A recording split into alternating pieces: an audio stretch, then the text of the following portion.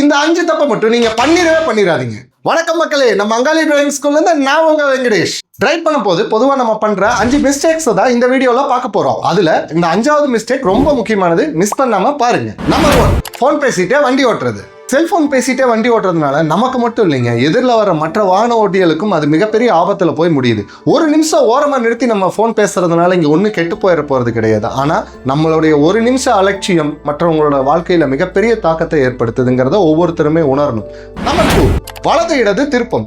நம்மள பல பேர் வண்டி ஓட்டுறப்போ பக்கவாட்டு கண்ணாடிகளை மூடி வச்சுட்டு ஓட்டுறத பார்க்க முடியுது. இது மிகப்பெரிய தவறுங்க. ஒரு வாகனம் ஒரு சாலையிலிருந்து மற்றொரு சாலைக்கு திரும்புறதுக்கு முன்னாடி இண்டிகேஷன் பண்றது எவ்வளவு முக்கியம், அதே மாதிரி பக்கவாட்டு கண்ணாடிகளை பார்த்து மின்பின் வாகனங்கள் வருதா இல்லையாங்கிறத பார்த்து திருப்புறதும் ரொம்ப முக்கியம். நம்பர் 3, நம்ம கார்ல பயன்படுத்துற பொருட்கள்.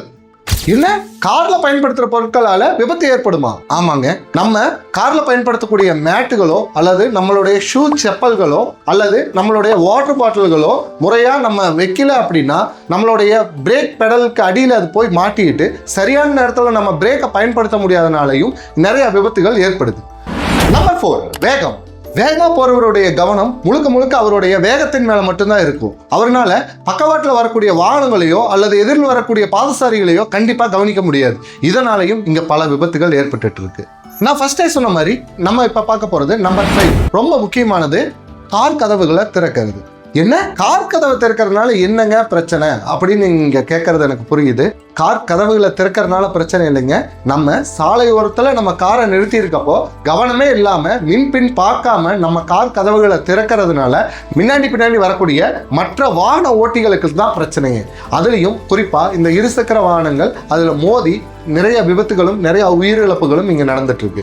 இந்த இன்ஃபர்மேஷனை உங்க குடும்பத்துக்கும் உங்க நண்பர்களுக்கும் ஷேர் பண்ணிட்டு மறக்காம நம்ம பேஜை ஃபாலோ பண்ணிக்கங்க. சாலை பாதுகாப்புங்கிறது நம்ம பாதுகாப்பு மட்டும் இல்லைங்க, நம்மளையே நம்பி இருக்கிற நம்மளுடைய குடும்பத்தோட பாதுகாப்புங்கிறத ஒவ்வொருத்தருமே உணர்ந்து செயல்படணும். சாலை விதிகளை மதிப்போம், சாலை விபத்தை தடுப்போம்.